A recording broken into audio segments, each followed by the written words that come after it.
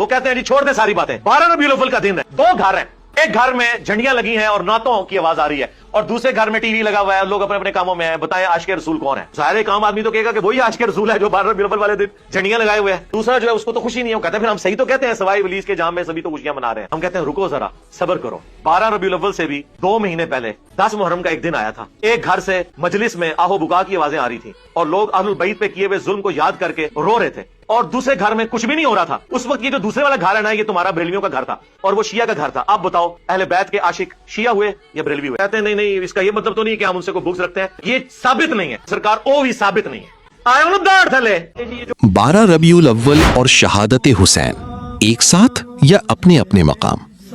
Plumber دجال یہ سوال اٹھاتا ہے کہ جب ایک طرف ولادت کی خوشی ہے اور دوسری طرف شہادت کا غم، تو کیا ان دونوں کو ایک ساتھ جوڑ دینا چاہیے؟ اہل سنت کا جواب اس میں توازن یعنی بیلنس اور ادب پر مبنی ہے، نہ غلو نہ انکار۔ 1. ولادت رسول صلی اللہ علیہ وسلم، خوشی کا اظہار یعنی محبت کا تقاضا۔ محمد صلی اللہ علیہ وسلم کی میلاد منانا سنت ہے، کیونکہ نبی صلی اللہ علیہ وسلم نے خود اپنی ولادت منائی ہے۔ نبی صلی اللہ علیہ وسلم نے فرمایا، آج ہی کے دن میں پیدا ہوا، آج ہی کے دن میرے اوپر پہلی وحی نازل ہوئی۔ اور اس دن پر اہل سنت کا جلوس نکالنا، لائٹنگ کرنا مستحسن ہے، کیونکہ سورہ یونس آیت نمبر 58 کا مفہوم، اللہ کے فضل اور اس کی رحمت پر خوش ہو جاؤ۔ سب سے بڑی رحمت رسول صلی اللہ علیہ وسلم کی تشریف آوری ہے، اس لیے محفل، درود، بیان اور ذکر کے ذریعے خوشی کا اظہار کیا جاتا ہے۔ 2. شہادت امام حسین، ادب کے ساتھ یاد۔ حسین ابن علی کی شہادت اسلام کا عظیم واقعہ ہے۔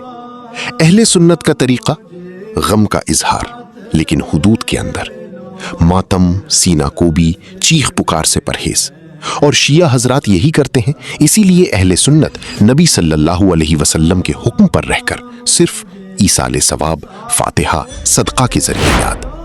صحیح البخاری 1294 کے قریب روایت کا مفہوم، چہرہ پیٹنا اور چیخنا ہم میں سے نہیں، یعنی غم ہو مگر شرعی ادب کے ساتھ۔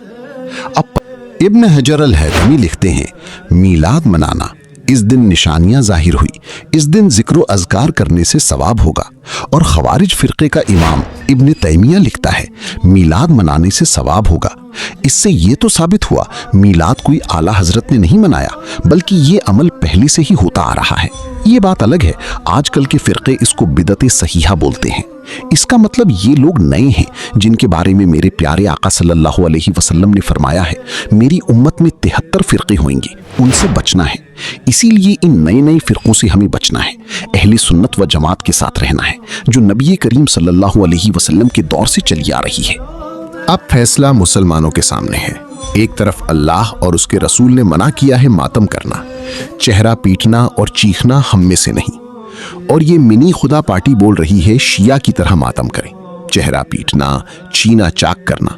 اور ولادت خود مصطفیٰ صلی اللہ علیہ وسلم نے منائی، وہ بھی سال میں ایک بار نہیں، سال میں 52 یا 53 بار۔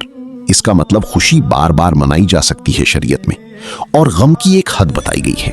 واللہ عالم بالصواب۔ کمنٹ باکس اوپن ہے، کسی کو اب بھی اشکال ہو تو ہم مصطفیٰ صلی اللہ علیہ وسلم کے غلام حاضر ہیں انشاءاللہ۔